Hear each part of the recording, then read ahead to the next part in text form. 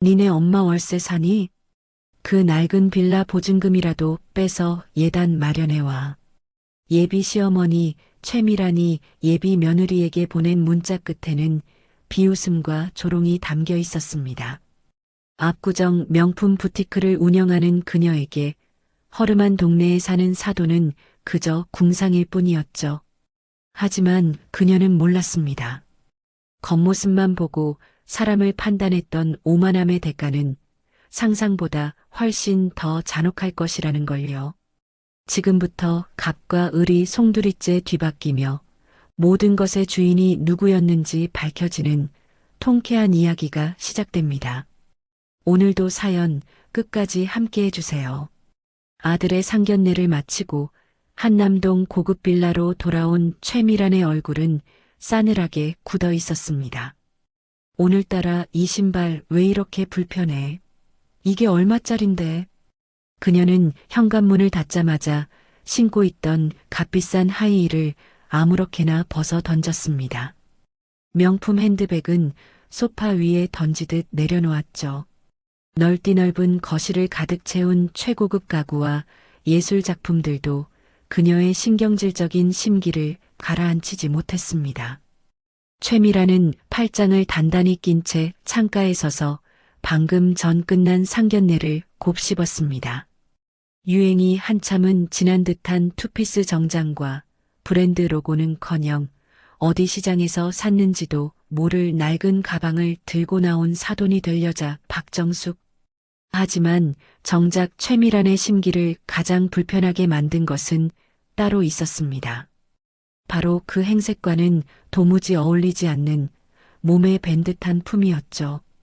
가난하면 가난한 티가 나야 하고 없으면 없는 사람답게 주눅이 들어 있어야 하는 것이 최미란이 아는 세상의 이치인데 그 여자는 아니었습니다. 온몸을 명품으로 휘감고 최고급 외제차를 타야만 겨우 얻을 수 있는 그 자신감과 품위가 아무것도 없는 듯한 그 여자에게서는 너무나 자연스럽게 흘러나왔죠. 아, 왜 이렇게 기분이 나쁘지? 가난해 보이는 여자가 왜 이렇게 도도해? 깊은 한숨이 절로 터져나왔습니다. 얼마 후 현관 도어록 해제되는 소리가 들렸고 곧이어 문이 열렸습니다. 상견례가 성공적으로 끝났다고 믿는 아들 현수가 해맑은 얼굴로 집으로 들어왔습니다. 다녀왔습니다. 엄마 먼저 오셨네요. 지혜 잘 데려다주고 왔어요. 최미라는 속이 부글부글 끓었지만 재빨리 표정을 수습하고 우아한 미소를 지으며 아들을 맞았습니다. 그래, 어서 와라. 피곤하지? 운전하느라 고생했어. 최미란이 다정한 목소리로 아들의 어깨를 감싸 안으며 말했습니다. 아니에요. 하나도 안 피곤해요. 오늘 상견례 분위기 정말 좋았죠? 지혜도 엄마가 자기를 참 예뻐해 주시는 것 같다고 엄청 좋아하던데요. 현수가 소파에 털썩 앉으며 말했습니다. 그 얼굴에는 아무런 그늘도 의심도 없는 순수한 미소가 가득했습니다. 최미라는 아들의 머리를 부드럽게 쓰다듬으며 속으로 혀를 찼습니다. 저 순진에 빠진 것을 어찌할까? 그녀는 곧바로 본론을 꺼냈습니다. 아들, 지혜 씨 집 주소 좀 알려줄래? 주소요? 갑자기 왜요? 현수가 고개를 갸웃하며 물었습니다. 최미란이 세상에서 가장 자애로운 어머니라도 된 듯한 표정을 지으며 말했습니다. 상견례도 했는데 빈손으로 있긴 좀 그렇지 않니? 요즘 백화점에 애플망고가 기가 막히게 들어왔더라고. 그런 거 한 상자 정성스럽게 포장해서 보내드리면 좋을 것 같아서 그렇지. 아, 역시 우리 엄마야. 잠시만요. 현수는 어머니의 속셈은 꿈에도 모른 채 신이 나서 핸드폰을 꺼내 들었습니다. 그 모습이 미란의 눈에는 한심하고 답답하기 짝이 없었습니다. 여기요. 엄마 핸드폰으로 바로 문자 보낼게요. 그래, 고마워. 곧 최미란의 핸드폰이 짧게 징하고 울렸습니다. 그녀는 화면에 뜬 주소를 재빨리 눈에 새겼습니다. 주소를 확인하는 순간 그녀의 입술이 경멸감으로 미세하게 뒤틀렸습니다. 그러고는 서둘러 자신의 방으로 향했습니다. 방문을 닫자마자 그녀의 얼굴에서 다정한 미소는 온데간데 없이 사라졌습니다. 그녀는 옷장 문을 활짝 열고 자신의 명품 투피스를 꺼내 입었습니다. 거울 앞에 선 그녀의 눈빛에는 서늘한 결심이 가득했습니다. 내 눈으로 직접 확인해야겠어. 감히 이 동네에 살면서 우리 집안 며느리를 넘봐. 그녀가 차갑게 중얼거리며 가방을 챙겨들고 방문을 열고 나왔습니다. 현수야, 엄마 백화점 좀 다녀올게. 과일 좀 사서 바로 보내려고. 네, 엄마. 운전 조심해서 다녀오세요. 아들의 배웅을 뒤로하고 집을 나선 미라는 백화점이 아닌 전혀 다른 방향으로 차를 몰았습니다. 30분쯤 지났을까요? 내비게이션이 안내하는 곳은 허름한 동네였습니다. 그녀는 차 안에서 인상을 찌푸리며 주변을 살폈습니다. 복덕방이라고 쓰인 낡은 간판이 골목 안쪽에서 눈에 들어왔습니다. 최미라는 차에서 내려 익숙지 않은 동네의 퀴퀴한 공기를 마시며 부동산 중개소로 향했습니다. 어서 오세요. 중년의 남성 중개인이 낡은 점퍼 차림으로 그녀를 맞았습니다. 사무실 내부는 서류들로 어지럽게 널려 있었습니다. 저기요, 이 근처 빌라 시세 좀 여쭤보려고요. 최미란이 핸드폰 화면에 떠 있는 주소를 중개인에게 툭 내밀며 말했습니다. 아, 이 빌라요? 가만 있어 보자. 근데 이 동네 분은 아니신 것 같은데 이 건물은 왜요? 그냥 시세가 궁금해서요. 전세나 월세는 얼마나 해요? 중개인이 안경을 고쳤으며 컴퓨터 자판을 한참 두드렸습니다. 지금 나와 있는 매물은 없는데 이 건물과 비슷한 주변 시세를 보면 전세는 한 1억? 월세는 보증금 2천에 50만 원 정도로 나올 수 있겠네요. 요즘 이 동네 재개발 소문이 돌긴 하는데 언제 될지는 아무도 모르는 거고요. 전세가 1억이요? 최미란이 실소를 터뜨리며 중얼거렸습니다. 그녀의 눈에는 노골적인 경멸의 빛이 가득했습니다. 그 건물이랑 비슷한 매물로 한번 보여드려요? 아닙니다. 그냥 알아본 거예요. 됐어요. 최미라는 쌀쌀맞게 말을 끊고 몸을 돌려 중개소를 나왔습니다. 어리둥절해하는 중개인을 뒤로하고 그녀는 마침내 그 빌라 건물 앞에 섰습니다. 겉모습은 깔끔하게 페인트 칠되어 있는 건물이었지만 미란의 눈에는 그저 없는 사람들이 사는 집일 뿐이었죠. 가관이네, 가관이야. 내 예상이 딱 맞았어. 최미란이 팔짱을 끼고 건물을 아래에서 위로 천천히 훑어보았습니다. 내가 내 아들을 이렇게 보는 눈이 싸구려로 키웠나? 내가 쪽팔려서 어디 가서 말도 못하겠네. 최미라는 핸드폰을 꺼내 증거를 남기듯 건물 정면과 측면, 입구까지 꼼꼼하게 사진을 찍었습니다. 카메라 셔터 소리가 조용한 골목에 유난히 크게 울렸습니다. 그녀는 다시 한번 건물을 훑어보며 고개를 저었습니다. 확고한 결심이 선 그녀가 뒤돌아서서 왔던 골목을 빠져나갔습니다. 굽 높은 구두 소리가 골목길 바닥을 또각또각 날카롭게 울리며 퍼져나갔습니다. 같은 시각 정숙도 상견례를 마치고 돌아와 자신의 집 소파에 앉아 잠시 숨을 고르고 있었어요. 집안은 화려함과는 거리가 멀었지만 주인의 손길이 닿은 듯 정갈하고 단정했습니다. 휴, 오늘 하루가 어떻게 지나갔는지 모르겠네. 그녀는 상견례 내내 자신을 답답하게 조여왔던 정장을 벗어 옷걸이에 정성스럽게 걸었죠. 옷장에서는 닳고 닳아 부드러워진 면바지와 편안한 남색 티셔츠를 꺼내 입었습니다. 이제 일하러 가야지. 정숙이 나지막이 혼잣말을 하며 현관문을 열고 엘리베이터를 기다리고 있었습니다. 그때 마침 옆집 아주머니가 마침 문을 열고 나오다 그녀를 보고는 반갑게 인사를 건넸죠. 어머, 사장님, 어디 가세요? 오늘 상견례 하신다더니 잘 다녀오셨어요? 네, 이제 막 마치고 가게 나가보려고요. 정숙이 어색하게 웃으며 대답했습니다. 오늘도 바쁘시겠네요. 사장님 없으면 가게가 안 돌아가잖아요. 조심히 다녀오세요.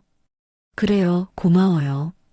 정숙이 이웃의 따뜻한 인사에 빙그레 웃으며 엘리베이터를 타고 1층으로 내려갔습니다. 1층에 도착한 그녀는 건물 밖으로 나와 익숙한 골목길을 따라 걸었습니다. 5분쯤 걸었을까 저 멀리 익숙한 간판이 눈에 들어왔습니다. 정숙이네 밥상이라고 쓰인 큼직하고 정겨운 간판 아래로 늦은 점심을 해결하려는 손님들이 드나들고 있었습니다. 그녀가 식당 문을 밀고 들어가자 딸랑하는 경쾌한 종소리가 울렸습니다. 사장님 오셨어요. 노란색 앞치마를 두른 젊은 여직원, 은지가 환한 미소로 그녀를 맞았습니다. 식당 안은 점심시간이 한참 지났는데도 손님들로 절반쯤 차 있었습니다. 구석 테이블에서는 작업복 차림의 중년 남성들이 김치찌개를 앞에 두고 소주잔을 기울이고 있었고 창가 쪽에서는 할머니 한 분이 조용히 된장찌개를 드시고 계셨죠. 오늘 손님 많았어? 정숙이 익숙하게 자신의 전용 앞치마를 목에 걸며 물었습니다. 네, 점심때는 자리가 없어서 손님들이 줄을 섰어요. 오늘따라 된장찌개가 진짜 불티나게 팔렸어요. 사장님 레시피는 정말 최고예요. 그래, 다행이네. 저녁 장사 준비는 어떻게 돼가? 국물은 푹 끓여놨고요. 반찬은 조금만 더 채우면 돼요. 정숙이 곧장 주방으로 들어가 커다란 솥 뚜껑을 열었습니다. 뽀얗게 우러난 사골 국물이 구수한 냄새를 풍기며 끓고 있었습니다. 그녀는 국자로 국물을 한술 떠 맛을 보고는 천일염을 한 꼬집 더 넣어 간을 맞췄습니다. 그녀의 얼굴에 비로소 만족스러운 미소가 번졌습니다. 은지야, 깍두기 동나겠다. 무 한 통 더 썰어서 버무려놔. 저녁에 손님들 많이 찾을 거야. 네, 사장님. 바로 할게요. 정숙은 주방을 진두지휘하며 분주하게 움직였습니다.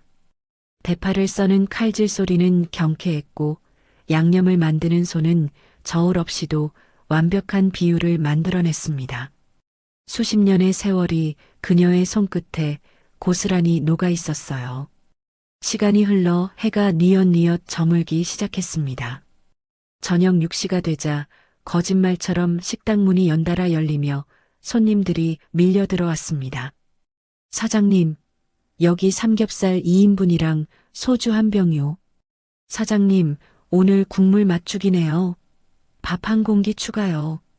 손님들의 힘찬 주문 소리와 유쾌한 웃음소리가 식당 안을 가득 채웠습니다. 정숙은 주방과 홀을 쉴 새 없이 오가며 음식을 나르고 손님들과 살가운 인사를 나눴습니다. 어머니, 오늘 정말 맛있게 먹었어요. 다음 주에 아들 데리고 또 올게요. 단골 손님이 계산을 하며 환하게 웃었습니다. 그래요, 고마워요. 아들 오면 서비스 많이 줘야지. 조심히 들어가요. 정숙이 카운터에서 계산을 하며 따뜻하게 대답했습니다. 그녀의 얼굴에는 고된 노동의 피곤함 대신 사람들과 부대끼는 삶의 활기가 가득했습니다. 밤 9시가 훌쩍 넘어 마지막 손님이 가게를 나섰고 정숙은 직원들과 함께 묵묵히 설거지를 하고 뜨거운 물로 홀 바닥을 닦았습니다. 모든 정리가 끝나자 그녀는 가게 구석에 있는 작은 사무실로 들어갔습니다. 정숙은 의자에 앉아 오늘의 매출을 꼼꼼하게 장부에 기입하기 시작했습니다. 그때 사무실 문에서 똑똑하는 노크 소리가 들렸습니다. 사장님 계십니까? 고급 정장을 반듯하게 차려입은 50대 남성이 서류 가방을 들고 안으로 들어왔습니다. 아, 김 실장님. 어서 오세요. 앉으세요. 정숙이 의자를 권하며 반갑게 맞이했습니다. 식당 사장님의 얼굴은 온데간데없고 차분하고 위험 있는 사업가의 얼굴이 그 자리를 대신했습니다. 네, 사장님. 분기별 자산 현황 보고 드리러 왔습니다. 김 실장이 정중하게 고개를 숙이며 가방에서 두툼한 서류철을 꺼내 책상 위에 올려놓았습니다.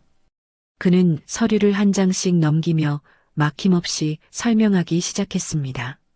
먼저 압구정 로데오에 위치한 상가 건물입니다. 이번 분기 임대 수익은 전 분기 대비 3% 상승했으며 현재 공실률은 제로입니다.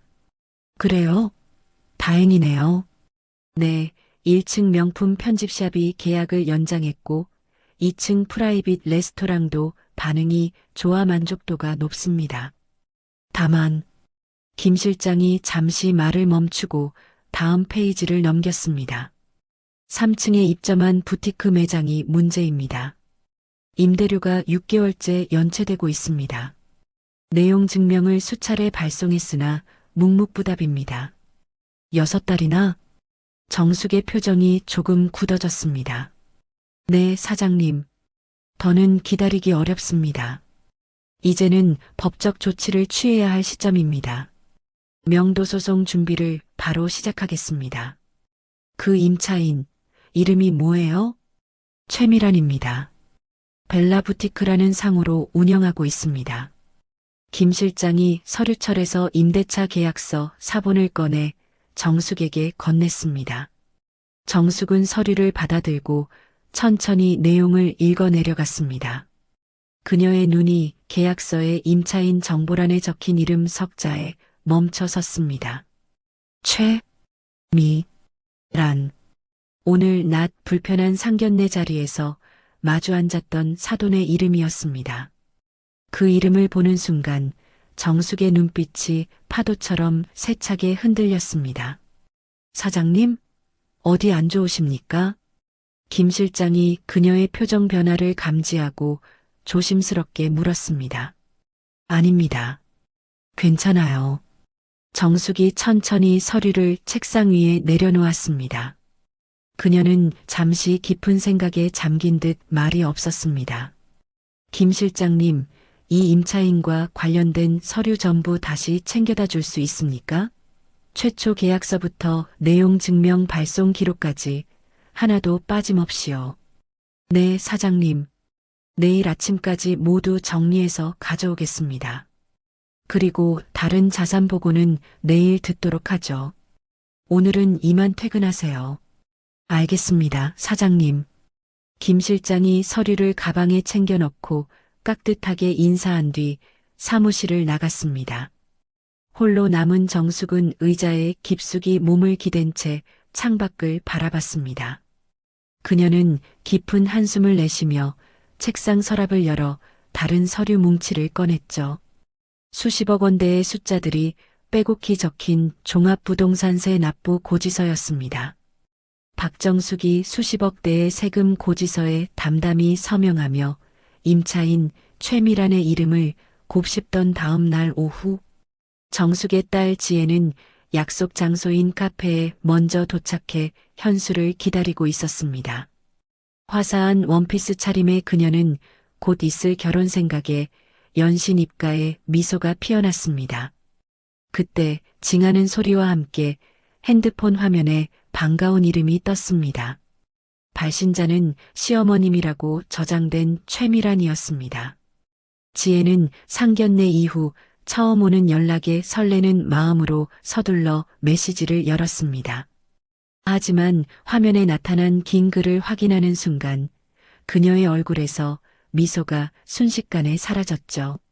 메시지에는 사진 파일과 함께 긴 목록이 첨부되어 있었습니다. 예단 목록. 스위스 명품 시계 남성용 1개, 이탈리아 피사 명품 가방 3개, 프랑스 시사 명품 지갑 2개, 이탈리아 F자 명품 벨터 세트, 순금 반지 5돈 2개 시부모님용, 최고급 한우 세트 10개 친척 인사용, 백화점 상품권 500만 원. 지혜는 믿을 수 없다는 듯 목록을 아래로 내리며 읽어 내려갔습니다. 대충 머릿속으로 계산해봐도 몇 천만 원은 좋게 넘는 엄청난 금액이었죠. 이게 다 뭐야?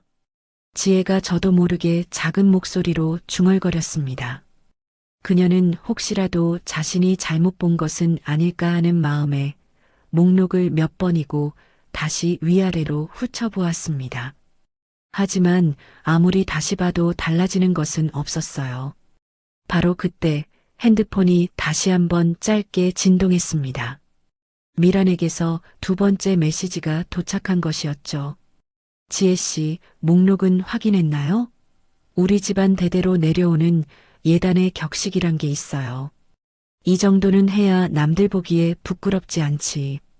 어머니와 상해 후에 연락 줘요. 미란의 메시지는 한없이 상냥한 말투였지만 그 속에는 한치의 양보도 없는 차가운 강요가 담겨 있었습니다. 마른 입술을 깨물며 답장을 어떻게 보내야 할지 한참을 고민하던 그녀는 최대한 공손하고 조심스러운 단어를 골라 메시지를 보냈습니다. 어머님, 목록 확인했어요. 그런데 저희 형편에 조금은 부담이 되는 것 같아서요. 혹시 목록을 조금 줄여주실 수는 없을까요? 보내기 버튼을 누른 지 채 10초도 되지 않아 칼날 같은 답장이 날아왔습니다. 부담스럽다니? 결혼이 무슨 애들 장난인 줄 아나요? 우리 현수랑 결혼하려면 그 정도는 당연히 감수해야 하는 거죠. 정돈이 없으면 그 낡은 빌라 보증금이라도 빼던가. 월세 사는 거 맞죠? 지혜의 얼굴이 새하얗게 질렸습니다.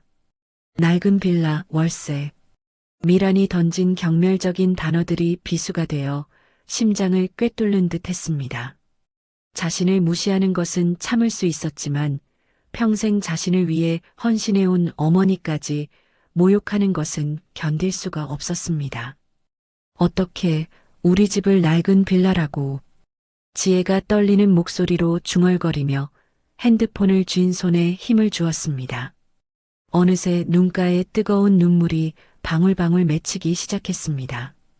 카페 안달은 손님들이 웅성거리는 지혜를 힐끗힐끗 쳐다봤지만 그녀의 눈에는 아무것도 보이지 않았습니다.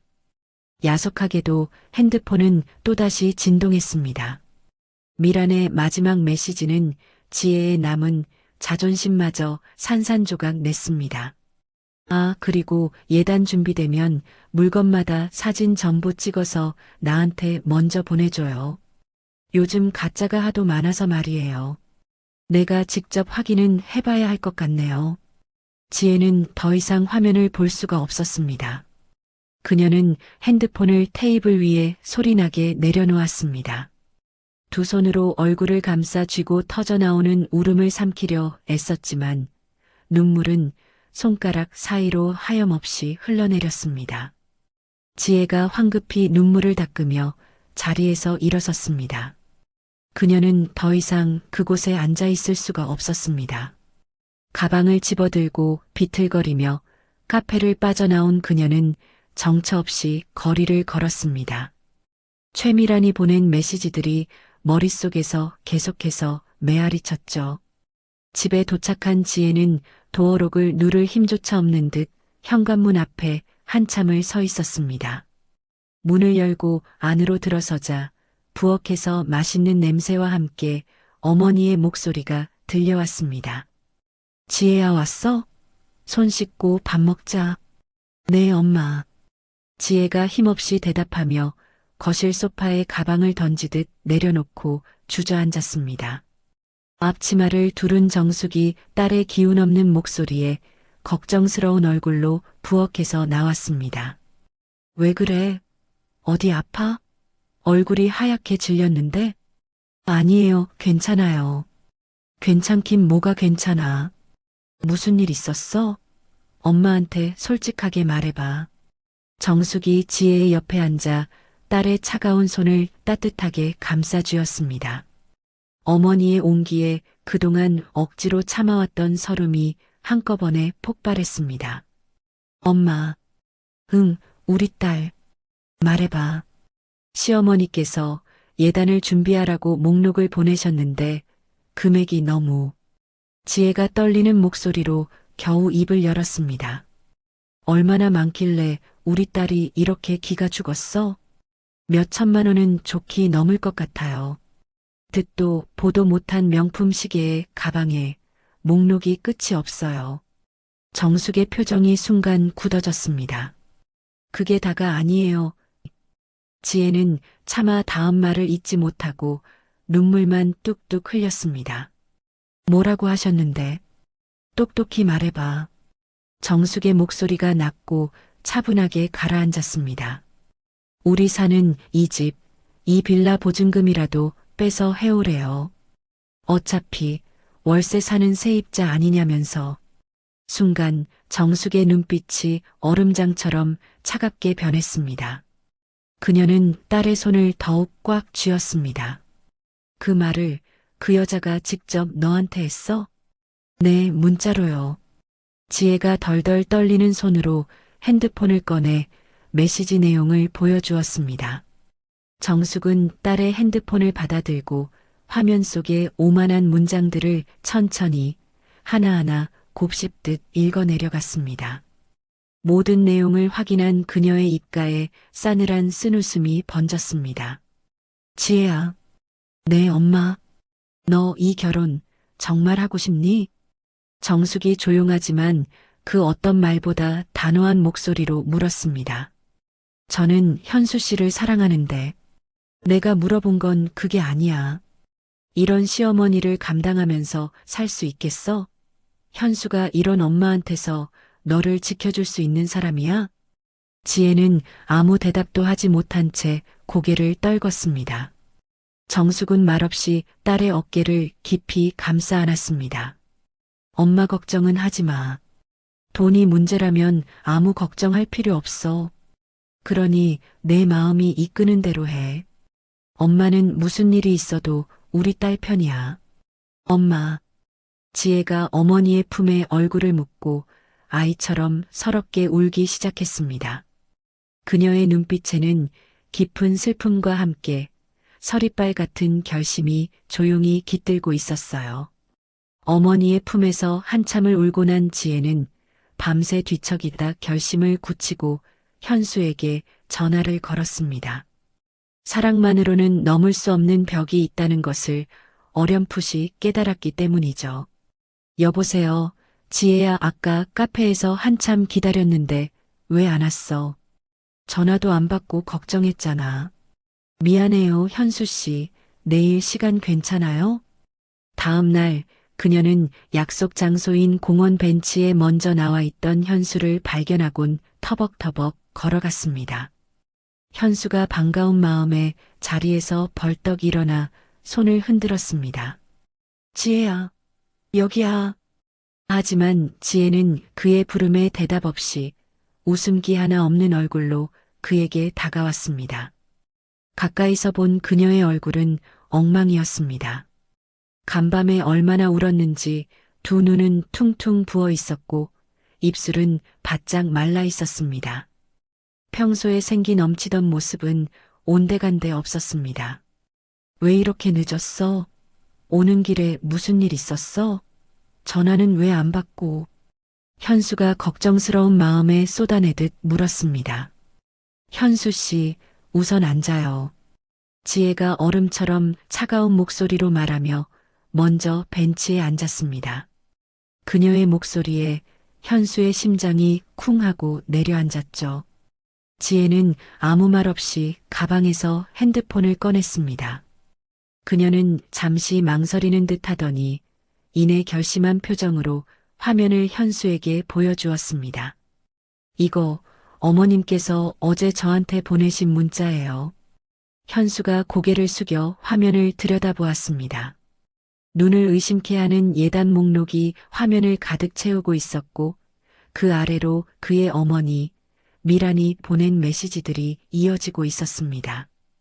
현수의 눈이 점점 커졌습니다. 이게 다 뭐야?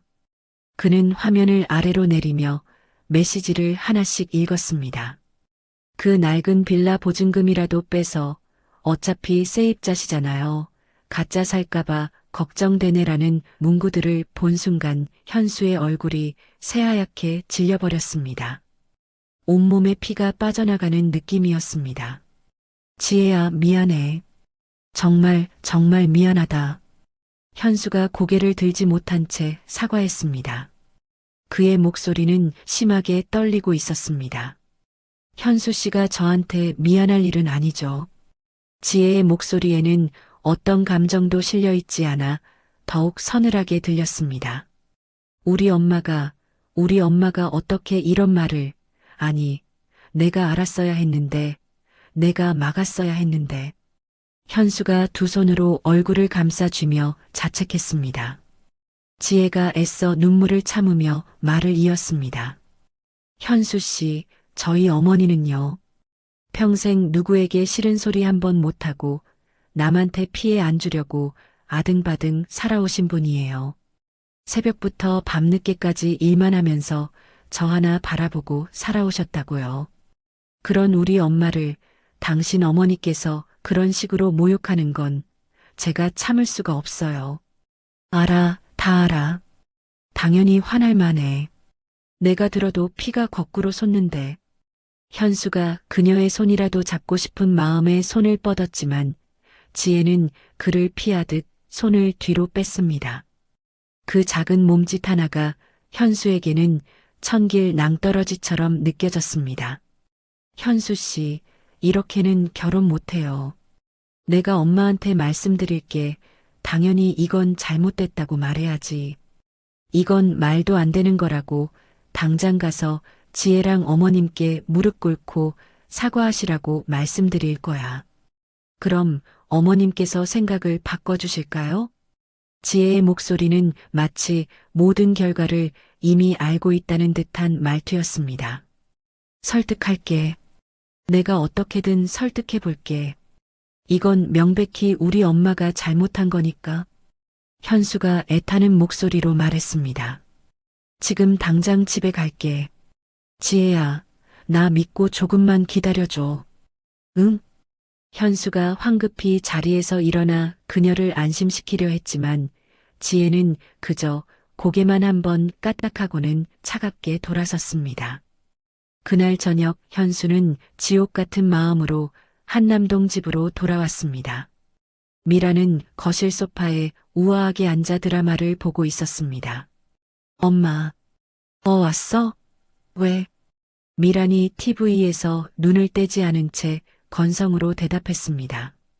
지혜한테 보내신 예단 목록 문자요. 그것 때문에 드릴 말씀이 있어요. 아, 그거? 왜? 준비 다 했대? 엄마, 너무 과한 것 같아요. 금액도 문제지만 어떻게 지혜랑 어머님께 그런 모욕적인 말씀을 하실 수가 있어요? 현수가 조심스럽게 말을 꺼냈지만 목소리 끝은 분노로 떨리고 있었습니다. 미란이 그제야 리모컨을 내려놓고 고개를 돌려 아들을 쳐다보았습니다. 그녀의 표정에는 내가 감히 라는 불쾌감이 가득했습니다. 뭐요? 내가 뭘? 빌라 보증금 빼서 마련하라고 하셨잖아요. 월세 사는 세입자라고 가짜 사올까봐 걱정된다는 말까지. 어머, 얘 좀 봐. 걔는 뭐 그런 걸 다 너한테 시시콜콜 얘기했니? 없는 집에 시집 오려면 그 정도 각오는 해야지. 세상 물정을 몰라도 너무 모른다. 미란이 태연하게 말했습니다. 엄마, 제발요. 사람을 어떻게 돈으로만 평가해요? 그게 말이 된다고 생각하세요? 현수의 목소리가 주체할 수 없이 높아졌습니다. 미란이 소파에서 벌떡 일어났습니다. 평가, 이현수, 너야말로 정신 차려. 결혼은 현실이야. 사랑만으로 사는 동화가 아니라고. 그 집이랑 우리 집이 어울린다고 생각해? 내 눈에는 그게 맞는 그림으로 보여. 무슨 말씀을 그렇게 하세요? 지혜는 세상 누구보다 착하고 좋은 사람이고 어머님도 제가 뵌 분 중에 가장 훌륭하신 분이에요. 훌륭해? 허름한 빌라 꼭대기층에 사는 게 훌륭한 거니? 이순진에 빠진 아들아. 내가 세상 무서운 걸 몰라서 그래. 미란이 기가 차다는 듯 코웃음을 쳤습니다. 제발 그만하세요. 그리고 당장 지혜한테 가서 사과하세요. 어머님께도요. 사과? 이 엄마가 내가 왜 그딴 애한테 고개를 숙여야 하는데? 잘못하셨으니까요. 엄마가 100번 잘못하셨으니까요. 현수가 참지 못하고 소리쳤습니다. 그 순간 미란의 얼굴이 시뻘게 달아올랐습니다. 이현수, 내가 지금 누구한테 소리를 질러. 이 엄마가 너를 어떻게 키웠는데 고작 계집애 하나 때문에 이 어미한테 대들어? 계집애라니요. 제가 목숨보다 사랑하는 사람이에요. 사랑? 웃기지 마. 그깟 사랑이 밥 먹여주니?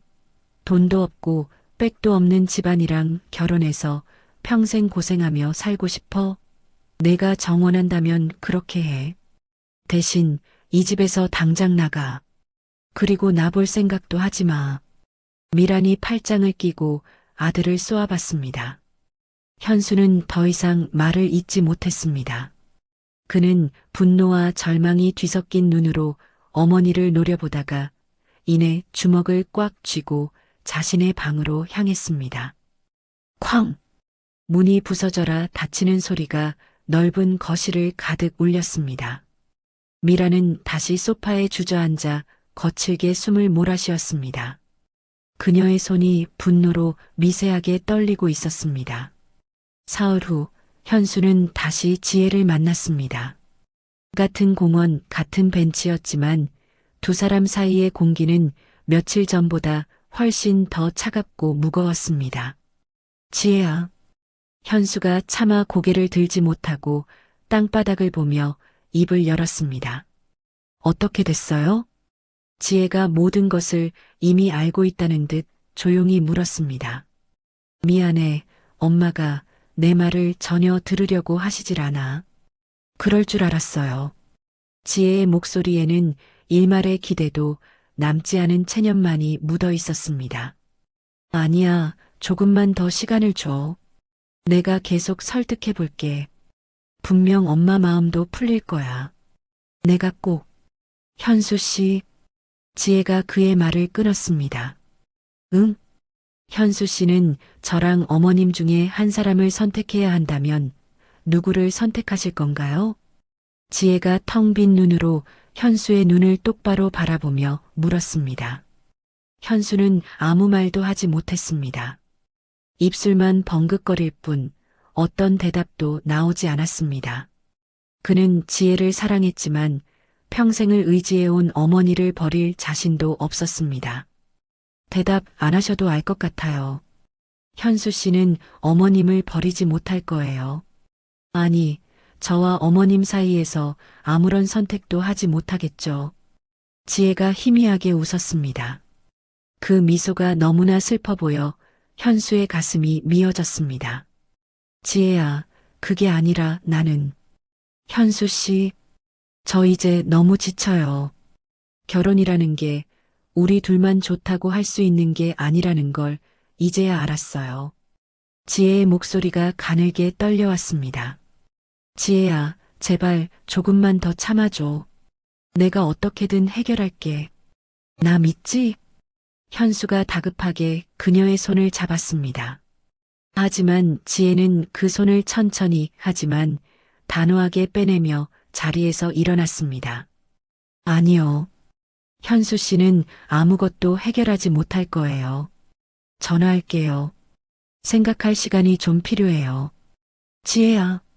현수가 그녀를 붙잡으려 했지만 지혜는 이미 차갑게 돌아서서 걷기 시작했습니다. 현수는 벤치에 망연자실하게 앉아 멀어지는 지혜의 뒷모습을 그저 바라볼 수밖에 없었습니다. 차가운 가을바람이 공원 위를 스산하게 맴돌았습니다. 차가운 가을바람이 공원을 맴돌던 그날 이후 한남동의 호화로운 빌라 안에도 스산한 냉기가 흐르고 있었습니다. 아들 현수와 감정의 골이 깊어질 대로 깊어진 미라는 며칠째 방에서 나오지 않는 아들과의 보이지 않는 전쟁에 신경이 곤두서 있었습니다. 그녀는 무료하게 거실 소파에 앉아 의미 없이 핸드폰 화면만 넘기고 있었습니다. 자신의 고고한 세상이 아들 때문에 흔들리는 것 같아 불쾌하기 짝이 없었죠. 바로 그때 딩동하는 소리가 정적을 깨며 날카롭게 울렸습니다. 예정에 없던 방문객이었습니다. 미란이 인상을 찌푸리며 인터폰 화면을 확인하자 강남 사교 모임에서 가장 친하게 지내는 희진의 얼굴이 보였습니다. 어머, 미란아. 나야, 희진이. 문 좀 열어줘. 희진은 뭐가 그리 급한지 화면 너머로 발을 동동 구르고 있었습니다. 미란은 마지못해 현관문을 열어주었습니다. 문이 열리자마자 희진은 호들갑을 떨며 거실로 들어섰습니다. 예, 너한테만 아주 살짝 말해줄 게 있어서 내가 숨도 안 쉬고 달려왔잖아. 무슨 일인데 이 난리야? 앉아. 미라는 시큰둥하게 대꾸하며 희진에게 소파를 권했습니다.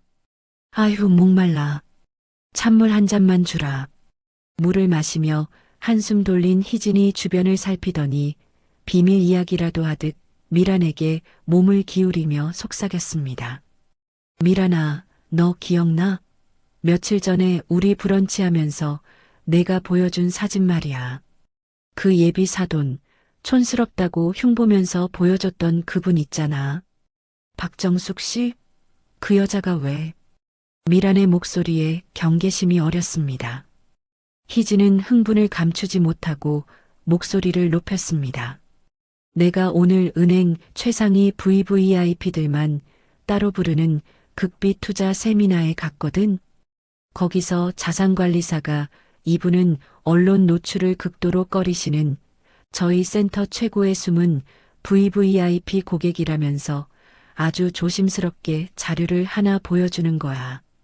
희진은 침을 꼴깍 삼키고는 말을 이었습니다. 그러면서 오늘 이 자리에 계신 분들께만 특별히 공개하는 정보라면서 화면에 사진을 딱 띄우는데 세상에 며칠 전에 내가 보여줬던 그 사돈 얼굴이 거기서 떡하니 나오는 거 있지. 이름도 박정숙으로 똑같고 그 사람이 바로 압구정 알짜배기 상가의 얼굴 없는 건물주였어. 다들 그분 포트폴리오에 투자하려고 난리도 아니었다니까. 하지만 미란의 반응은 희진의 기대와는 전혀 달랐습니다. 그녀는 희진의 말을 듣고는 기가 차다는 듯 푹하고 웃음을 터뜨렸습니다.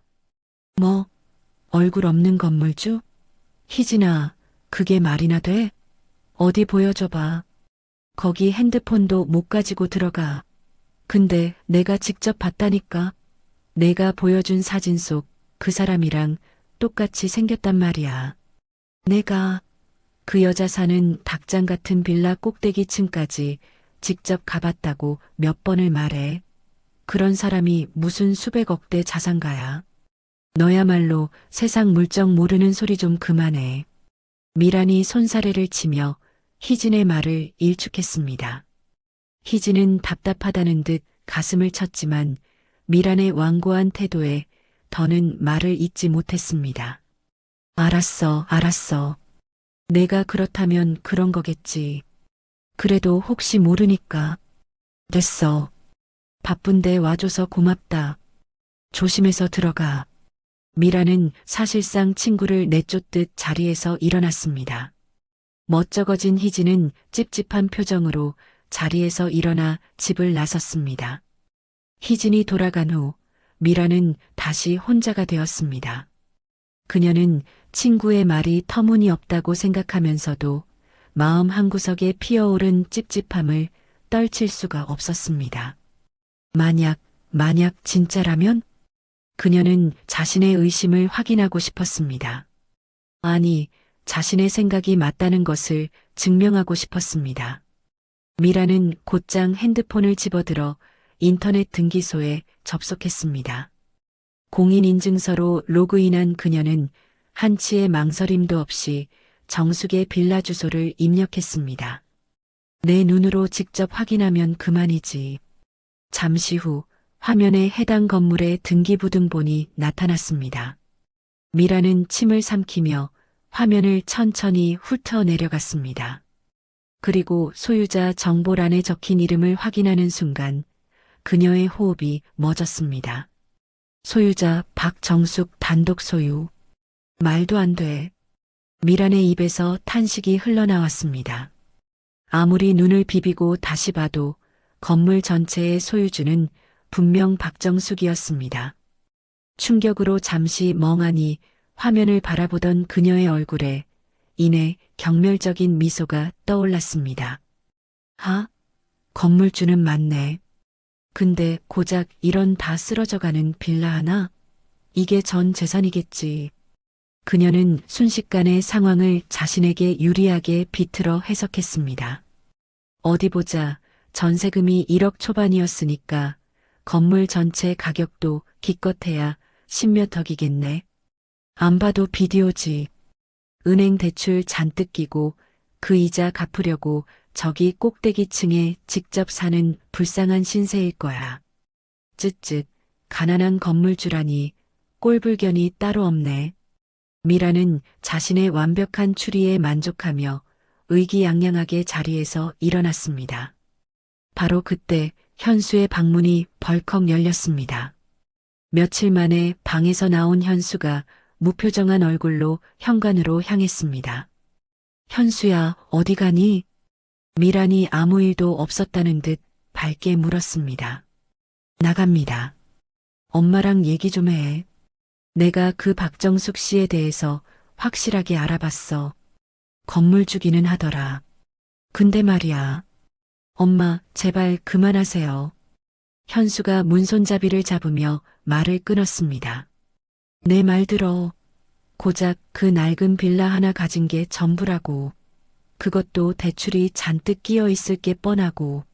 우리 집안이랑은 격이 달라. 미란이 소리쳤습니다. 현수는 그런 어머니의 모습에 허탈한 웃음을 터뜨렸습니다. 엄마는 평생 그렇게 사세요. 사람을 돈으로만 재단하고 자기 생각에 갇혀서. 이해가 지금. 현수는 더는 대꾸하지 않고 문을 열고 나가버렸습니다. 쿵 하는 소리와 함께 문이 닫히고 미라는 굳은 얼굴로 현관문을 노려봤습니다. 그녀는 다시 소파에 주저앉아 핸드폰을 집어들었습니다. 자신의 생각이 틀리지 않았다는 것을 재차 확인하고 싶었습니다. 대출 내역이 어디 있더라? 그녀가 눈을 가늘게 뜨고 등기부등본의 을구를 꼼꼼히 살펴봤습니다. 담보대출 기록이 있어야 할 칸은 먼지 하나 없이 깨끗했습니다. 어떻게 대출이 한 푼도 없을 수가 있지? 잠시 당황했던 미란의 머릿속에서 이내 새로운 자기 합리화가 고개를 들었습니다. 뻔하지.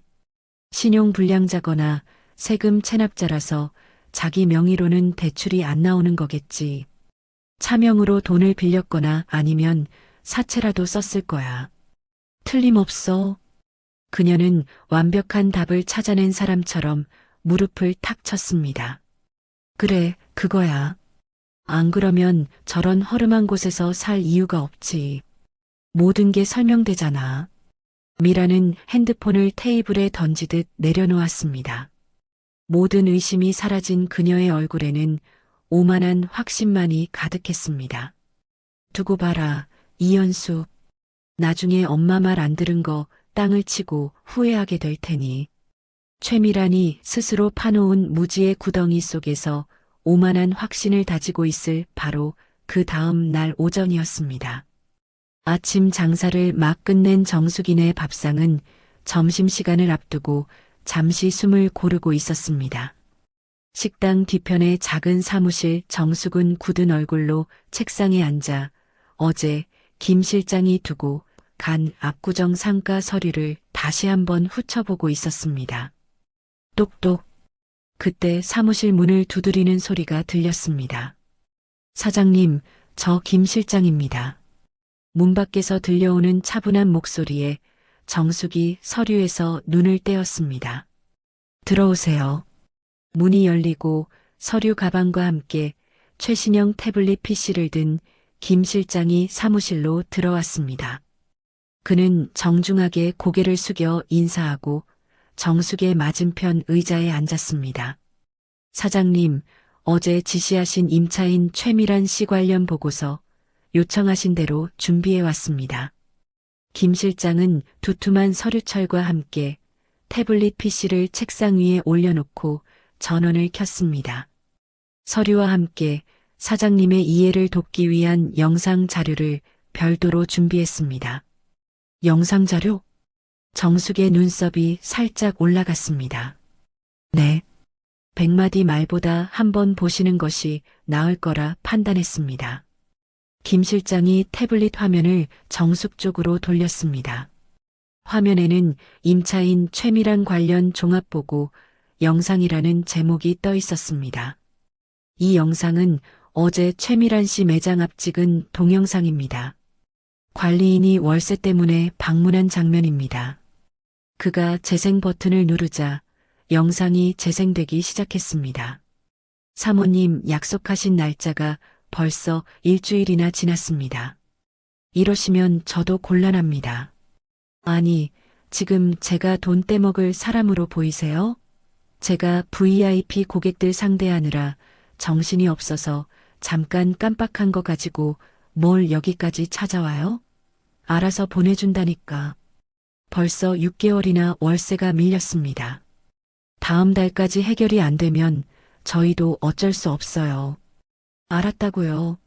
곧 처리해 준다니까 왜 이렇게 사람을 못 믿으세요? 영상 속 최미라는 여전히 오만했지만 그 표정에는 불안함과 조급함이 역력했습니다.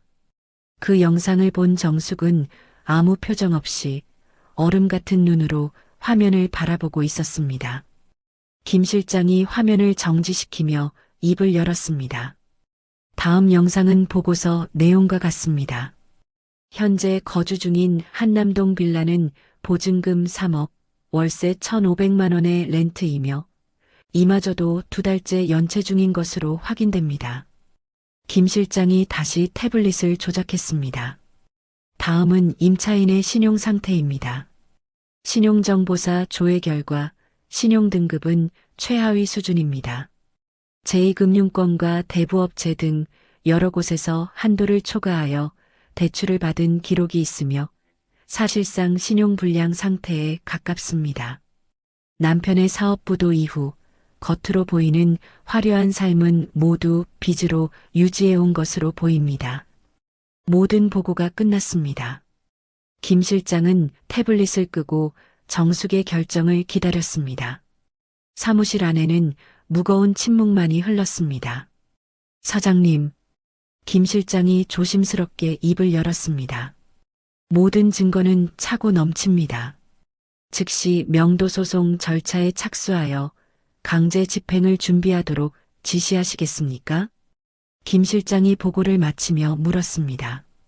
그것은 당연하고 합리적인 절차였습니다. 정숙이 천천히 고개를 들었습니다. 그녀의 눈빛은 이전보다 훨씬 더 깊고 차가워져 있었습니다. 아니요. 네. 하지만 사장님, 소송은 아직 이릅니다. 정숙이 김 실장의 말을 단호하게 끊었습니다. 그녀의 목소리에는 서리빨 같은 냉기가 흘렀습니다. 일단 법무팀 명의로 내용 증명을 보내세요. 오늘 날짜로. 내용 증명이라면 이미 3차례 보내지 않았습니까? 이번엔 다릅니다. 정숙이 책상을 손가락으로 가볍게 두드리며 말했습니다. 통지서 내용은 이렇게 하세요. 연체된 임대료 전액 일주일. 단 일주일의 시간을 준다. 그 안에 해결하지 못하면 그땐 가차 없을 거라고. 정확하게 명시해서 보내세요. 김 실장은 사장의 단호한 지시에 잠시 놀랐지만 이내 표정을 가다듬고 고개를 숙였습니다. 네, 사장님. 말씀하신 대로 즉시 처리하겠습니다. 김 실장이 깍듯하게 인사하고 나가자 사무실에는 다시 정적이 흘렀습니다. 정숙은 자신의 가장 날카로운 칼이 될 보고서를 서랍 깊숙이 넣고 단단히 잠갔죠. 자리에서 일어나 앞치마를 고쳐 메고는 문을 열고 나가자 점심 손님을 맞이하는 직원들의 활기찬 목소리가 그녀를 반겼습니다. 다음 날 오전 최미라는 손님 하나 없이 텅 빈 압구정 부티크 벨라 안에서 마른 걸레로 진열대를 닦고 있었습니다. 화려한 명품 옷들이 즐비하게 걸려 있었지만 가게 안에는 활기 대신 무거운 침체감만이 가득했죠. 오전 내내 문을 열고 들어온 사람은 단 한 명도 없었습니다. 띵동. 그때 죽은 듯 고요하던 가게의 문이 경쾌한 소리와 함께 열렸습니다. 미란이 화색이 돌며 고개를 들었습니다. 어서 오세. 하지만 들어온 사람은 VVIP 고객이 아니었습니다. 파란색 옷을 입은 우체부가 두툼한 서류 봉투 하나를 들고 서 있었습니다. 최미란 씨 본인 맞으신가요? 네, 그런데요. 미란이 귀찮다는 듯이 대답했습니다. 법원에서 온 내용 증명 우편입니다. 여기 서명 좀 부탁드립니다. 법원이라는 단어에 미란의 얼굴이 딱딱하게 굳었습니다. 그녀는 떨리는 손으로 전자 서명 패드 위에 자신의 이름을 겨우 적고 빳빳한 대봉투를 건네받았습니다. 봉투 표면에는 붉은색 글씨로 내용 증명이라고 선명하게 찍혀 있었습니다. 감사합니다. 수고하세요. 우체부가 나가고 가게 문이 다시 닫혔습니다. 미라는 마치 뜨거운 불쏘시개를 쥔 사람처럼 봉투를 들고 가게 안쪽의 작은 사무실로 향했습니다. 그녀는 의자에 주저앉아 심호흡을 한번 한 뒤 조심스럽게 봉투를 뜯었습니다. 부동산 명도 요구 및 임대차 계약 해지 최종 통지서. 서류의 제목을 본 순간 미란의 세상이 멈추는 듯 했습니다. 그녀는 떨리는 눈으로 서류를 펼쳐 읽기 시작했습니다. 임차인 최미란 귀하. 6개월간 연체된 임대료. 총 3천만 원을 7일 이내에 완납하십시오. 기한 내 이행되지 않을 경우 본 임대차 계약은 즉시 해지되며 명도 소송 및 강제 집행에 착수할 것임을 최종 통보합니다. 서류가 힘없이 그녀의 손에서 미끄러져 책상 위로 떨어졌습니다. 미라는 두 손으로 얼굴을 감쌌습니다. 7일? 안 돼. 쫓겨날 수는 없어. 그녀가 미친 사람처럼 중얼거리며 핸드폰을 집어들었습니다. 그녀는 다급하게 건물관리사무소 번호를 찾아 전화를 걸었습니다. 여보세요. 거기 압구정 상가 관리하시는 곳 맞죠? 네, 맞습니다. 무엇을 도와드릴까요? 저 3층에서 벨라 운영하는 최미란인데요.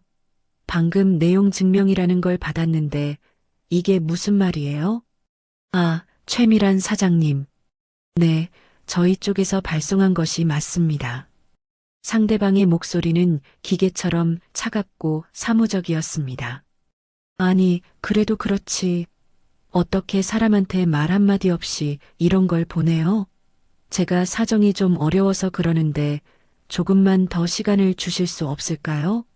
사장님, 이미 6개월이라는 충분한 시간을 드렸습니다. 규정상 더 이상의 유예는 어렵습니다. 일주일은 너무하잖아요. 한 달만, 아니 제발 보름만이라도 시간을 더 주시면 어떻게든. 미란의 목소리가 점점 애절하게 변해갔습니다. 자존심도 뭣도 없었습니다. 죄송합니다만 저희는 임대인의 대리인일 뿐입니다. 정해진 규정상 불가능합니다. 제발요. 저 이 가게 문 닫으면 길바닥에 나앉아요. 저더러 죽으라는 거예요? 미란이 절박하게 소리쳤습니다. 3천만 원. 그 돈을 제가 지금 일주일 안에 어디서 구하냐고요. 그 부분은 저희가 관여할 문제가 아닙니다. 그럼 기한 내에 꼭 납부하시기 바랍니다. 딸깍. 상대방은 일말의 여지도 주지 않고 전화를 끊어버렸습니다. 미란이 허탈하게 핸드폰을 책상 위로 내던졌습니다.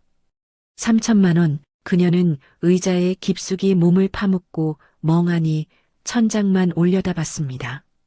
정신을 차린 그녀가 벌떡 일어나 자신의 명품 가방을 뒤지기 시작했습니다.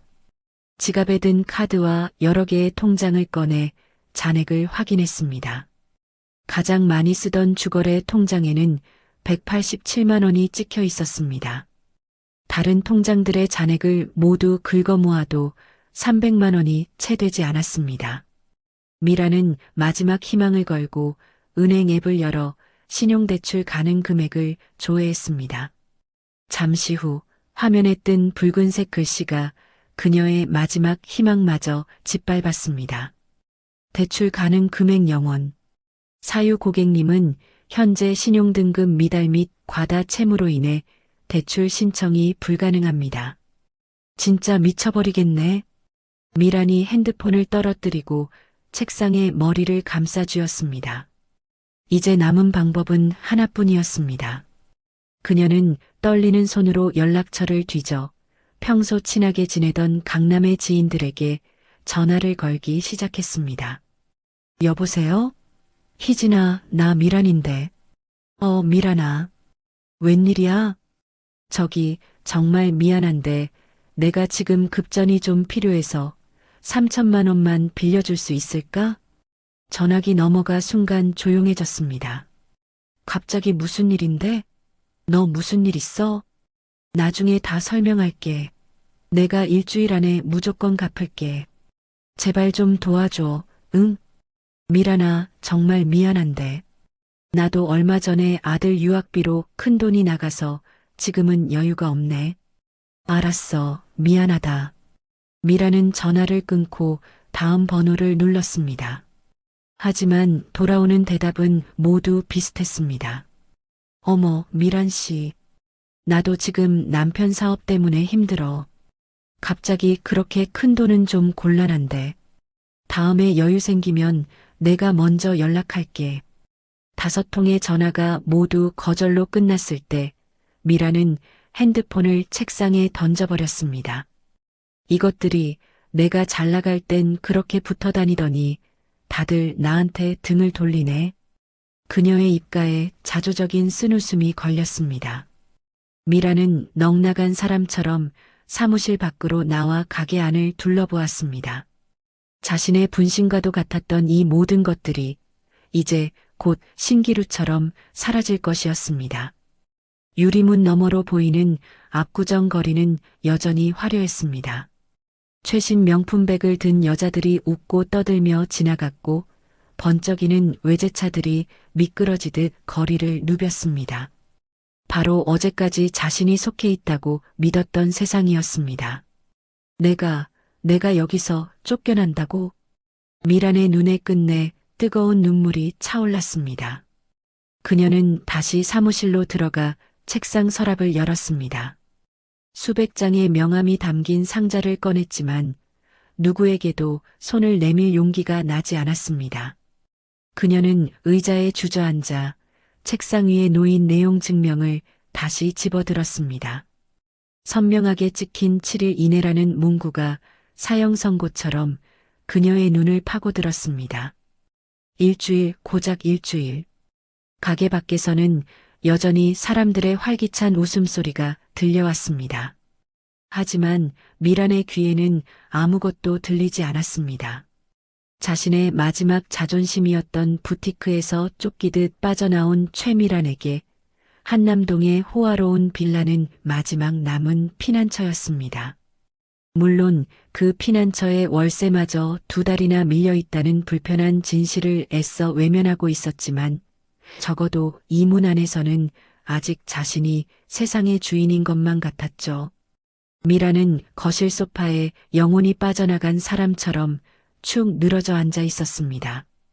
밤새 울었는지 눈두덩은 퉁퉁 부어오르고 핏발이 선 눈은 퀭했습니다. 고급스러운 대리석 테이블 위에는 은행에서 온 대출 상환 독촉장들과 그녀의 파멸을 예고하는 내용 증명서가 어지럽게 널려 있었습니다. 그때 현관문이 열리는 소리가 들렸습니다. 남편 이종훈이 지친 어깨를 축 늘어뜨린 채 집 안으로 들어왔습니다. 당신 왔어? 미란이 모기만 한 목소리로 말했습니다. 응. 종우는 구두를 벗으며 짧게 대답했습니다. 그의 얼굴에는 지난 몇 달간의 고뇌가 깊은 그늘을 만들어 놓고 있었습니다. 그는 거실로 들어와 차마 아내의 얼굴을 마주보지 못하고 소파 맞은편에 힘없이 주저앉았습니다. 당신, 나랑 얘기 좀 해. 미란이 떨리는 손으로 테이블 위에 내용 증명을 집어들었습니다. 이게 뭔데 그래? 종훈이 마지못해 서류를 받아들고 읽기 시작했습니다. 그의 얼굴이 종이장처럼 구겨졌습니다. 가게 임대료가 6달이나 밀렸어. 총 3천만 원. 일주일 안에 전부 내야 한대. 안 그러면 우리 쫓겨난대. 미란의 목소리가 처절하게 떨렸습니다. 3천만 원? 종훈이 서류를 내려놓으며 땅이 꺼져라 한숨을 쉬었습니다. 당신 어떻게 좀 해봐. 제발 돈 좀 구해줘. 여보. 응? 왜 말을 못해? 빨리 대답 좀 해보라고. 은행에서 대출을 더 받든지 아니면 당신 친구들한테라도 빌리든지 뭐라도 해봐야 할 거 아니야. 미란이 절박하게 남편을 다그쳤습니다. 종우는 아무 대답 없이 두 손으로 얼굴을 감쌌습니다. 그의 어깨가 미세하게 떨리고 있었습니다. 당신 왜 그래? 무슨 일 있는 거야? 왜 아무 말이 없어? 미란의 목소리가 불안감에 휩싸여 날카롭게 떨렸습니다. 미란아, 나도 당신한테 할 말이 있어. 종훈이 천천히 고개를 들었습니다. 그의 눈가는 붉게 충혈되어 있었습니다. 무슨 말인데 그래? 우리 회사 부도 났어. 뭐? 미란이 방금 무슨 말을 들었냐는 듯 벌떡 일어났습니다. 3달 전에 최종 부도 처리됐어. 당신한테 지금까지 숨기고 있었어. 종훈이 고개를 푹 숙인 채 개미만 한 목소리로 말했습니다. 석 달 전이라고? 미란의 목소리가 쇠 긁는 소리처럼 날카롭게 갈라졌습니다. 미안해. 당신한테 차마 말할 용기가 없었어. 그럼 당신 지금까지 뭐하고 다닌 거야? 매일 아침 회사 간다고 양복 챙겨 입고 나간 건 전부 거짓말이었어? 이곳저곳 투자자들 만나러 다니면서 돈 구하려고 발버둥 쳤어. 근데 안 돼. 아무도 돈을 안 빌려줘. 종훈의 목소리가 점점 작아지며 끝내 울먹임으로 변했습니다. 미라는 다리에 힘이 풀린 듯 비틀거리며 소파에 다시 주저앉았습니다. 눈앞이 캄캄해졌습니다. 그럼 우리 재산은? 당신이 모아둔 돈은? 주식은? 재산? 종훈이 허탈한 쓴웃음을 지었습니다. 재산 같은 건 없어, 미란아. 전부 빚이야. 은행 대출에 사채까지 끌어다 썼어. 전부 합치면 10억은 넘을 거야. 10억? 10억이라고. 미란의 얼굴에서 핏기가 완전히 가셨습니다. 우리 곧 이 집에서 쫓겨나게 생겼다고. 쫓겨나? 우리가 이 집에서? 미란이 눈에 보이는 쿠션을 집어 남편에게 미친 듯이 던졌습니다. 당신이 언제나 큰 소리 쳤잖아. 사업은 걱정 말라고. 당신만 믿으라고 했잖아. 나도 할 만큼 했어. 나 쪽팔려서 이제 어떻게 살아? 미란이 가슴을 치며 울부짖었습니다. 그녀는 소파에서 일어나 비틀거리며 자신의 방으로 뛰어갔습니다. 쾅! 하는 소리와 함께 방문이 닫혔습니다. 안 돼. 이건 꿈이야. 이럴 수가 없어. 그녀는 침대에 얼굴을 묻고 몸부림치며 흐느꼈습니다. 한참을 울던 미라는 벌떡 일어나 화장대 서랍을 미친 듯이 뒤지기 시작했습니다. 그녀는 서랍 깊숙한 곳에 숨겨두었던 비상금 통장들을 꺼냈습니다. 하지만 하나씩 펼쳐볼 때마다 그녀의 얼굴은 더욱 절망으로 일그러졌습니다. 이것도 영원, 이것도. 모든 통장의 잔고는 바닥나 있었습니다. 그녀는 옷장이 선반 깊숙한 곳에서 먼지 쌓인 보석함을 꺼내 열었습니다. 한때 그녀의 부와 아름다움을 상징했던 금목걸이, 다이아 반지, 진주 귀걸이들이 모습을 드러냈습니다. 이거라도 팔아야 하나. 하지만 이깟 보석 몇 개로는 10억이라는 빚의 이자조차 감당할 수 없다는 것을 그녀는 잘 알고 있었습니다. 미란이 보석함을 닫고 침대에 주저앉았습니다. 다 끝났어. 정말 다 끝났어. 미란이 핸드폰을 침대에 던지고 베개를 끌어안았습니다. 바로 그때 거실에서 종훈의 기어 들어가는 목소리가 들려왔습니다. 여보, 우리 이사 갈 집 알아봐야 돼. 다음 달 말까지 이 집 비워줘야 한대. 미라는 대답하지 않고 베개에 얼굴을 묻고 목 놓아 울었습니다. 창밖으로 보이는 보석처럼 반짝이는 고급 빌라들의 불빛. 하지만 그 불빛은 이제 그녀의 것이 아니었습니다. 남편의 고백과 함께 자신의 모든 것이 허상이었음을 깨달은 다음 날 아침, 마지막 지푸라기라도 잡는 심정으로 최미라는 압구정 상가 건물 1층 로비에 유령처럼 서 있었습니다. 평생을 갑옷처럼 두르고 살았던 화려한 화장과 명품 옷 대신 밤새 흘린 눈물로 퉁퉁 부은 민낯과 수수한 옷차림이 그녀의 절망을 대변하고 있었습니다. 로비 안쪽 차가운 금속 간판에 정인 자산관리 사무실. 미라는 깊게 숨을 들이쉬고 마지막 남은 힘을 쥐어짜 문을 밀고 들어갔습니다. 어서 오세요. 데스크의 여직원이 상냥하게 인사했습니다. 저 3층 벨라 운영하는 최미란입니다. 건물 사장님을 꼭 뵙고 싶어서 왔습니다. 그녀의 초라한 행색과 절박한 목소리에 여직원의 표정이 미묘하게 굳었습니다. 잠시 후 내선 전화를 받은 김 실장이 안쪽에서 나왔습니다. 최미란 사장님, 무슨 일이십니까? 김 실장의 목소리는 정중했지만 그 속에는 넘을 수 없는 벽과 같은 차가움이 느껴졌습니다. 실장님, 제발 부탁드립니다. 사장님을 단 5분만이라도 뵙게 해주세요. 제가 직접 사정을 말씀드리면. 미란이 두 손을 간절하게 모으며 애원했습니다. 죄송합니다만 불가능합니다. 저희 사장님께서는 임대차 관련 업무에 일절 관여하지 않으십니다. 모든 것은 절차대로 진행됩니다. 절차요?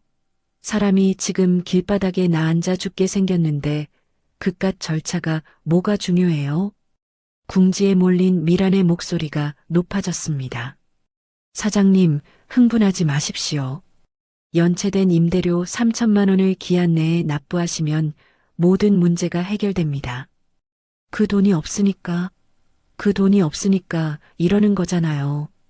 미란이 이성을 잃고 데스크를 손바닥으로 내리치며 소리쳤습니다. 그 순간 미란은 마지막 자존심마저 내던지고 말았습니다. 그녀는 그 자리에서 쿵소리를 내며 김 실장 앞에 무릎을 꿇었습니다. 이렇게 빌겠습니다. 제발 한 번만 살려주세요. 여기서 이러시면 안 됩니다. 어서 일어나세요. 여직원이 경악하며 달려왔지만 미라는 바닥에 엎드려 울며 애원할 뿐이었습니다. 김 실장은 그런 그녀를 감정 없는 눈으로 내려다보며 마지막 통보를 날렸습니다. 일어나십시오. 사장님께서 이러시는 건 문제 해결에 아무런 도움이 되지 않습니다. 기한 내에 납부하시든지 아니면 정해진 법적 절차를 따르시든지 선택은 사장님의 몫입니다. 그 말을 끝으로 김 실장은 안쪽 사무실로 들어가 버렸습니다. 미라는 넋이 나간 사람처럼 여직원의 부축을 받아 비틀거리며 사무실을 나왔습니다. 그녀는 로비 한가운데 있는 벤치에 힘없이 주저앉았습니다. 마침 엘리베이터 문이 열리고 화려한 차림의 사람들이 웃고 떠들며 쏟아져 나왔습니다. 그들은 바닥에 주저앉은 미란을 이상한 사람 보듯 힐끗 쳐다보고는 각자 갈 길을 가고 있었죠. 미란은 핸드백에서 구겨질 대로 구겨진 내용 증명을 꺼냈습니다. 사형 선고처럼 찍힌 7일 이내라는 문구. 이제 이틀 남았어. 최미란이 비틀거리며 걷고 있을 때 핸드폰이 울렸습니다. 모르는 번호였습니다. 그녀는 잠시 망설이다가 전화를 받았습니다. 여보세요? 안녕하세요, 박정숙입니다. 차분하지만 단호한 목소리가 들려왔습니다. 박정숙? 아, 네, 무슨 일이시죠? 최미란의 발걸음이 멈췄습니다. 그녀의 얼굴이 굳었습니다. 예단 문제 때문에 전화드렸습니다. 예단이요? 최미란의 목소리가 떨렸습니다. 네. 그 문제로 할 말이 있어서요.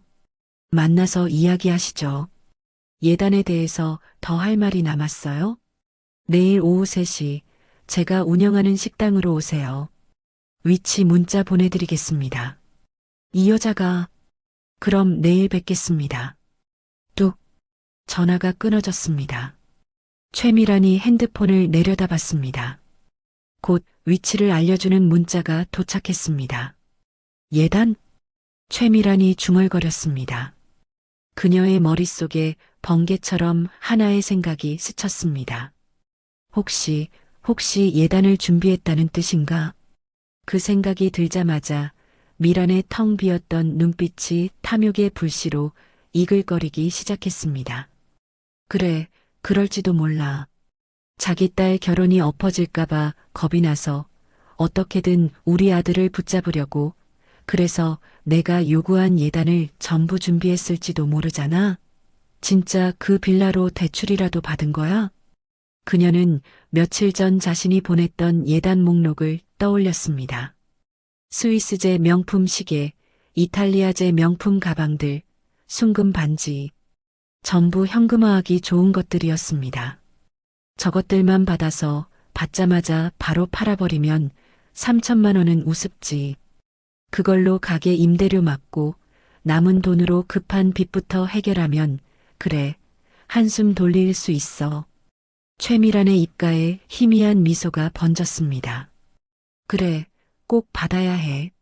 무슨 수를 써서라도 그 예단을 받아내야만 해. 그녀는 핸드폰을 꽉 쥐었습니다. 최미란이 다시 걷기 시작했습니다. 이번에는 조금 전과 달리 걸음에 힘이 실려 있었습니다. 그녀의 머릿속은 온통 내일 만남 생각뿐이었습니다. 어떻게 말을 꺼내지? 예단을 먼저 달라고 해야 하나? 아니면 최미란은 계속 생각하며 걸었습니다.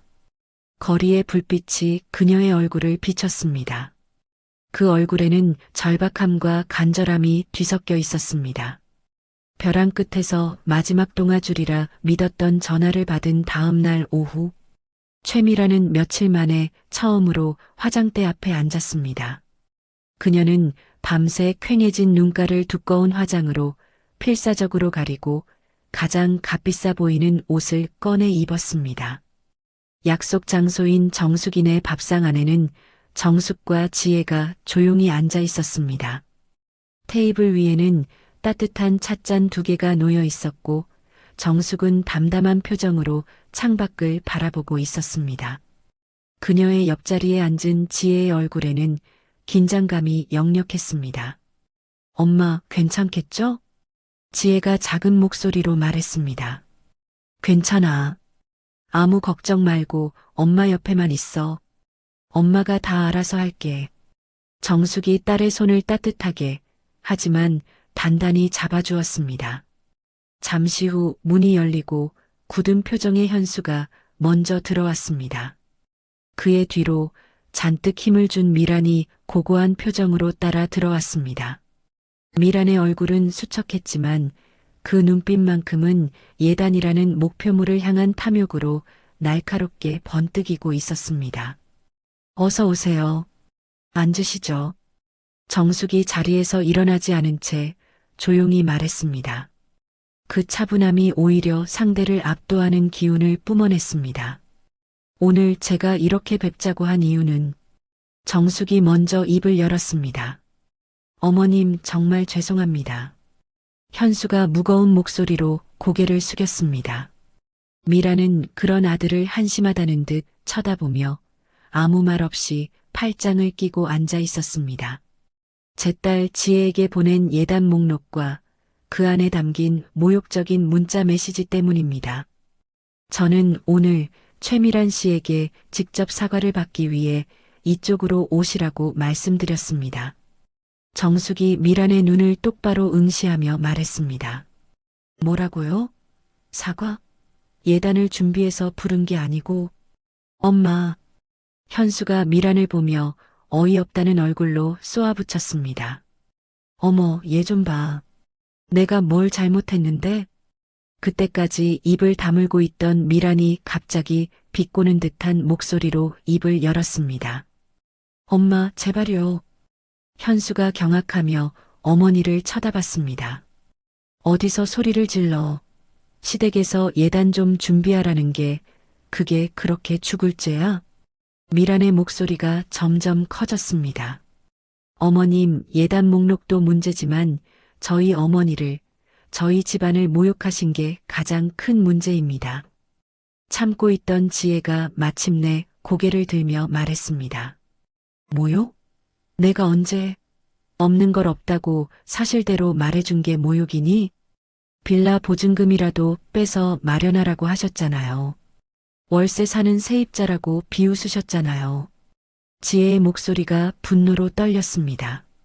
아, 맞다. 그걸 우리 아들한테 쪼르르 가서 다 일러 바쳤더라. 근데 뭐가 문제냐고? 미란이 코웃음을 치며 받아쳤습니다. 엄마, 제발 그만 좀 하세요. 지혜가 참지 못하고 의자를 밀치며 일어섰습니다. 저희 엄마가 뭐가 어때서요? 평생 땀 흘려 정직하게 살아오신 분이에요. 정직하게? 그래서 그 결과가 고작 그 낡아빠진 빌라 꼭대기층이니? 미란이 자리에서 벌떡 일어났습니다. 바로 그때 조용히 앉아있던 정숙이 천천히 자리에서 일어났습니다. 그녀는 아무 말 없이 옆에 조용히 놓아두었던 두툼한 서류철을 집어들었습니다. 최미란 씨.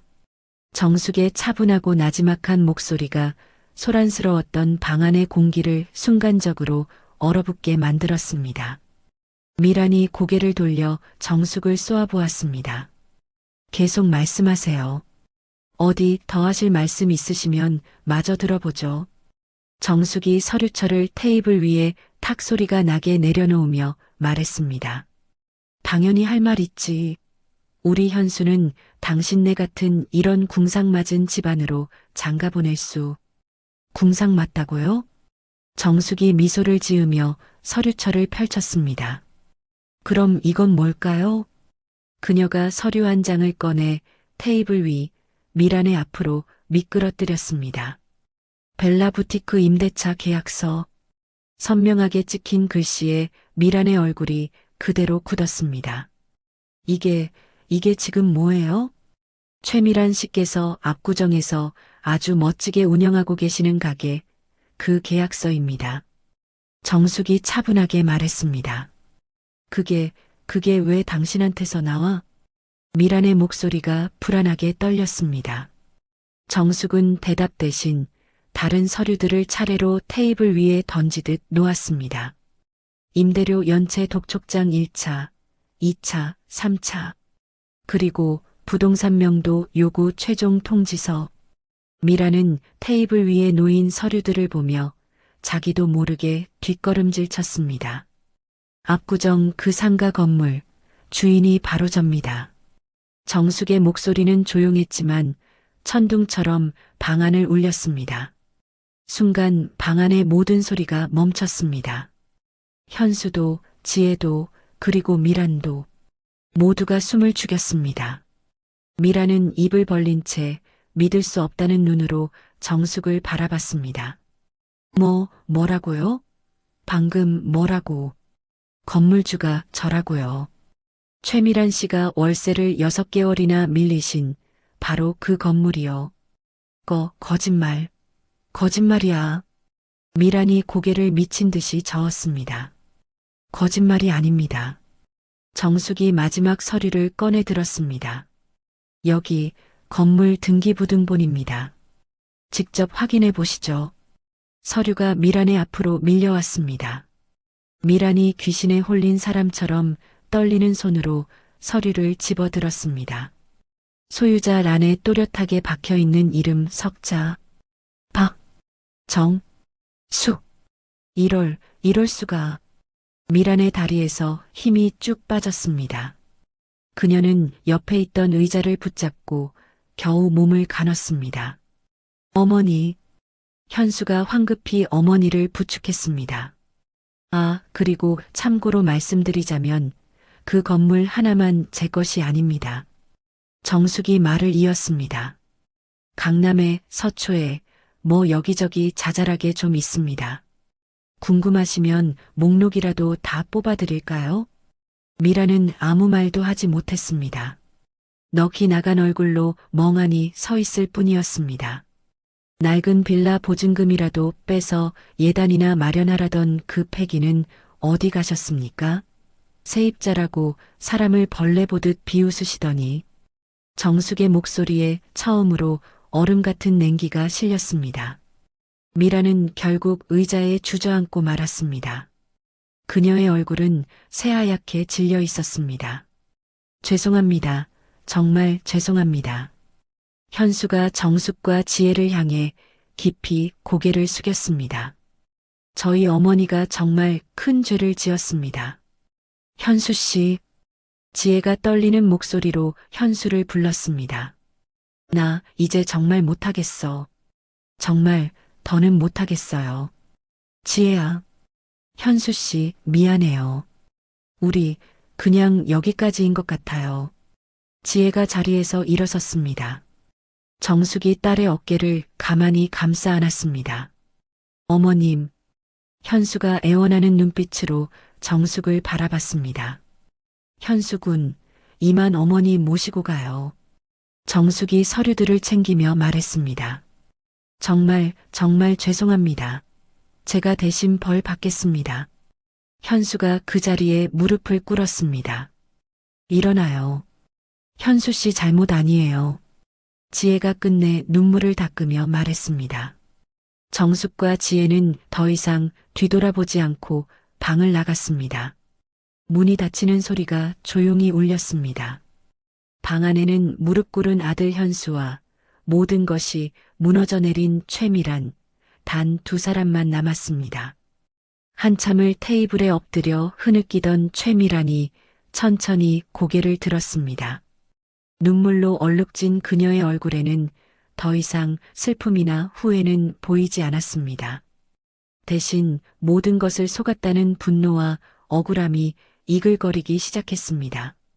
그녀는 닫힌 방문을 노려보며 부서져라 주먹으로 테이블을 내리쳤습니다.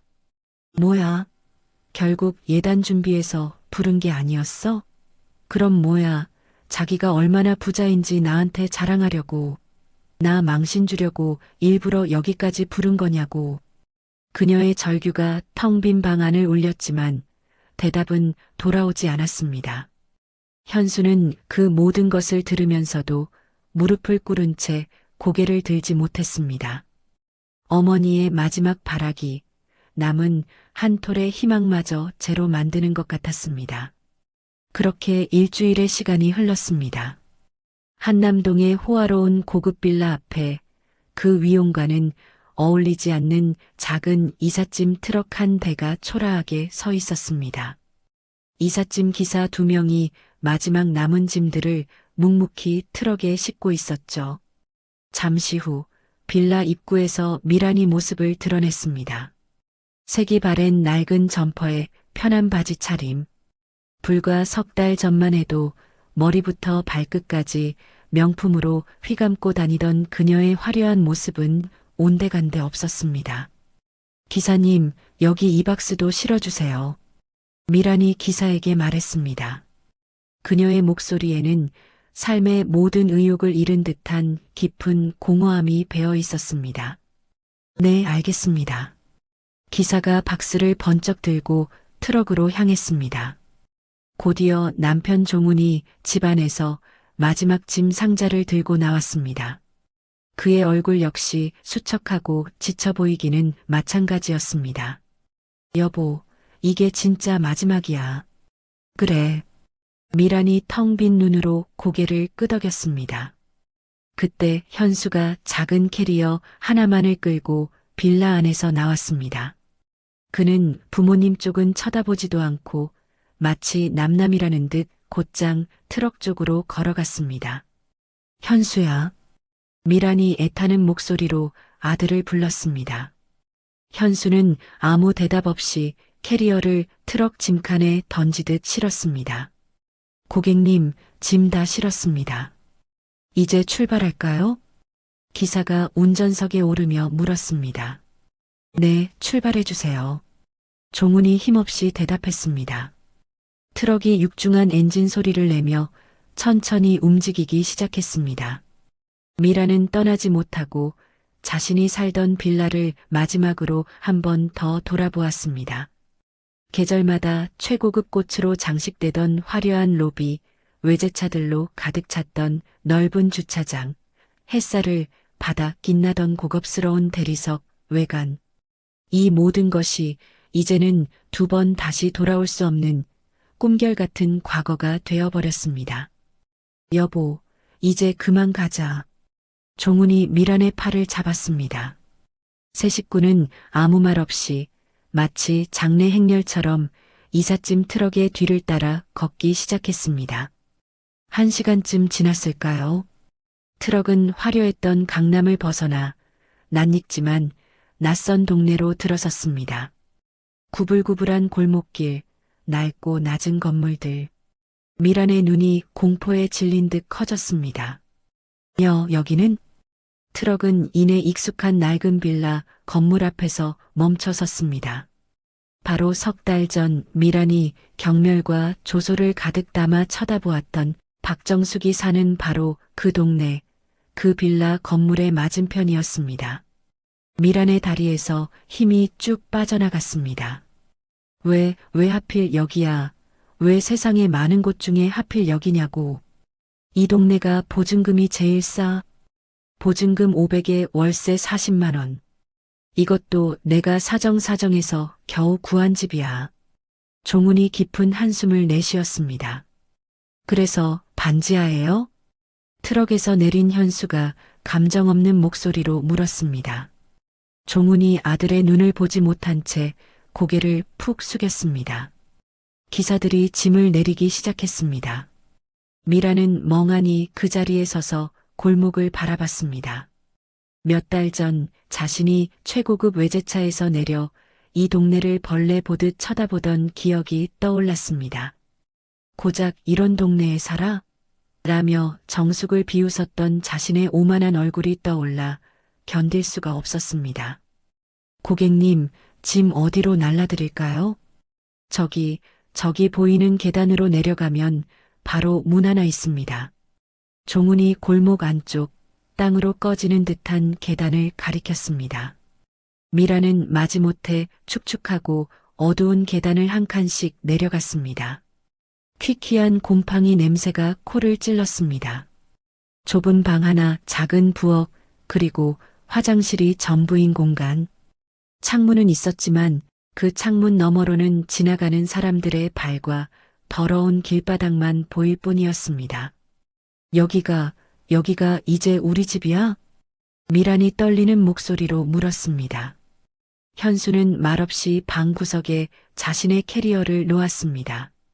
짐들이 좁은 방 안으로 하나씩 들어오기 시작했습니다. 한남동 거실의 절반을 차지했던 이탈리아제 최고급 소파는 비좁은 현관 입구에 걸려 들어오지도 못했습니다. 고객님, 이 소파는 도저히 안 들어가는데요. 어떻게 하시겠어요? 그냥 버려주세요. 폐기물 스티커 값은 제가 드리겠습니다. 종훈이 눈을 질끈 감으며 말했습니다. 기사들이 모든 짐을 내려주고 떠나자 좁은 반지하 방 안에는 세 식구의 절망만이 남았습니다. 짐들이 방을 가득 채워 발 디딜 틈조차 없었습니다. 미란이 창문 쪽으로 다가가 밖을 보았습니다. 한 아이가 까르르 웃으며 달려가고 있었습니다.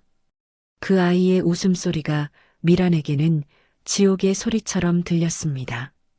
나보러 여기서 어떻게 살라고. 미란이 중얼거리며 벽에 등을 기댄 채 그대로 주저앉았습니다. 눈앞이 캄캄했습니다.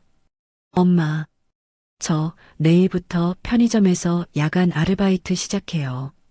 이 집에서 나갈 돈 하루라도 빨리 모아야죠. 현수야, 앞으로 저한테 말 걸지 마세요. 현수가 냉정하게 말하고는 자신의 캐리어를 열어 짐을 정리하기 시작했습니다.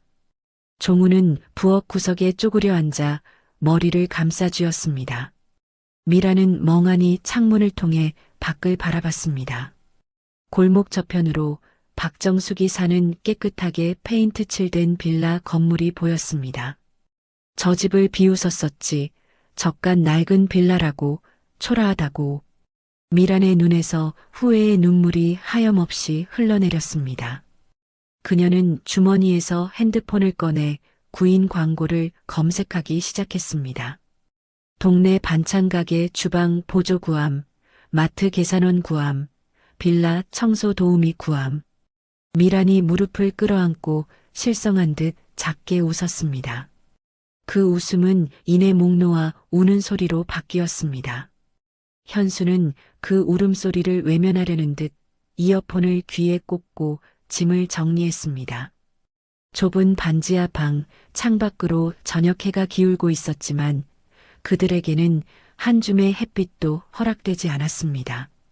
최미란의 가족이 햇빛 한 줌 들지 않는 반지하의 어둠 속에 갇혀 있을 무렵 담장 너머 빌라 옥상에서는 따스한 오후의 햇살이 가득 쏟아지고 있었습니다.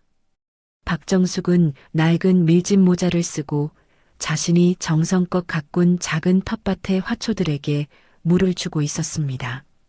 엄마, 물 더 필요하세요?